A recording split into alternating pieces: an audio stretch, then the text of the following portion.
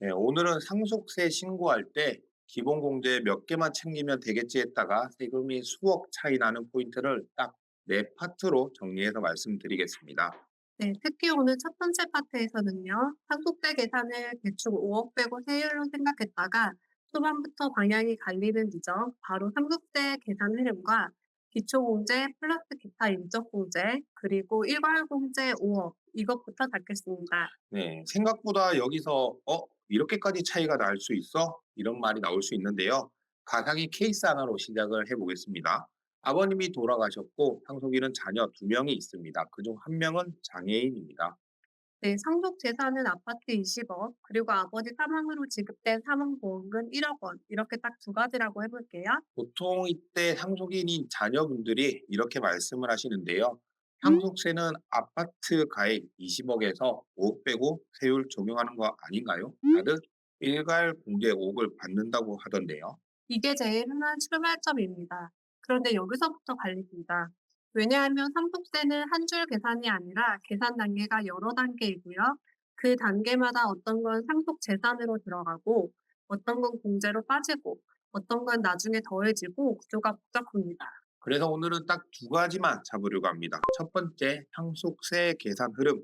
두 번째, 기본 공제 선택. 일괄 공제 5억이 무조건 정답이 아니라는 것이죠. 상속세 계산은 큰 흐름만 잡으면 어렵지 않습니다. 딱 세 덩어리로 보시면 되세요. 첫째, 총상속 재산가액부터 만듭니다. 여기에는 크게 세 가지가 들어갑니다. 본래 상속재산, 간주 상속재산, 추정 상속재산. 이걸 합쳐서 총상속 재산가액을 만들고요.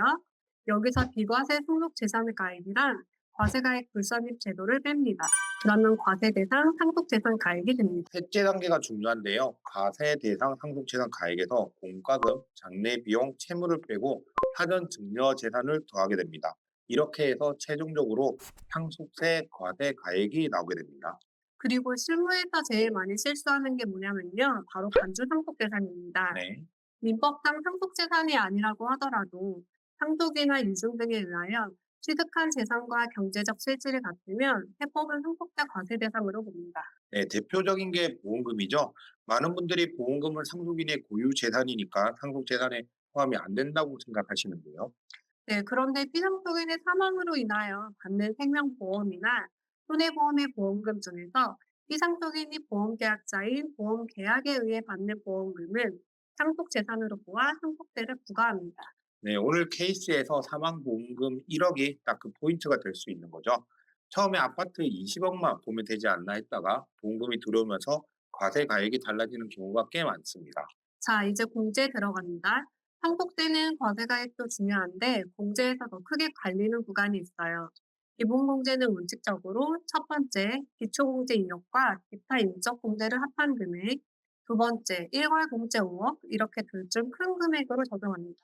네, 많은 분들이 보통 그냥 일괄공제 5억 받으면 끝 아니냐고 생각을 하시는데 그게 항상 정답이 아닙니다. 기타 인적 공제는 대표적으로 이런 부분들이 있는데요.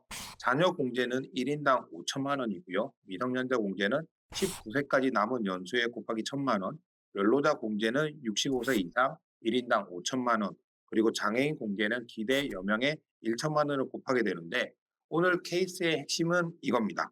자녀 중 장애인이 있는 경우 장애인 공제가 커질 수 있어서 일괄 공제 5억보다 기초 공제 2억 그리고 인적 공제가 더 커지는 경우가 실제로 꽤 있습니다.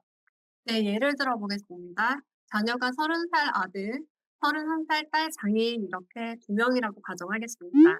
먼저 자녀 공제부터 자녀 공제는 1인당 5천만 원이니까 5천만 원에 두 명 1억, 그리고 장애인 공제 1천만 원에 기대 연령연수 57년으로 계산하면 5억 7천만 원이 됩니다. 그럼 기타 인적 공제만 해도 1억 플러스 5억 7천만 원이니까 6억 7천만 원이 되네요.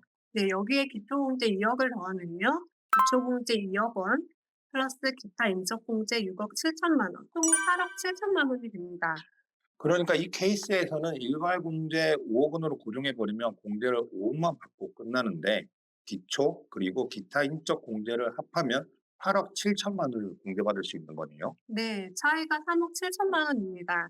이건 공제 차이인데 공제 차이가 커지면 결국 과세 표준이 달라지고 세율 구간까지 달라질 수 있어서 세금이 수억까지 벌어질 수 있는 출발점이 됩니다. 네, 정리하면 파트 1의 결론은 이렇습니다. 상속세는 대충 5억 빼고 계산이 아니라 과세 가액을 정확히 잡고 그 다음에 일괄 공제냐, 기초 공제 플러스 인적 공제를 하느냐 이 부분을 반드시 비교해야 된다는 것입니다. 네, 다음 두 번째 파트에서는 가장 중요한 공제인 배우자 상속 공제가 왜 타이밍 싸움인지 그 스토리로 보여드리겠습니다.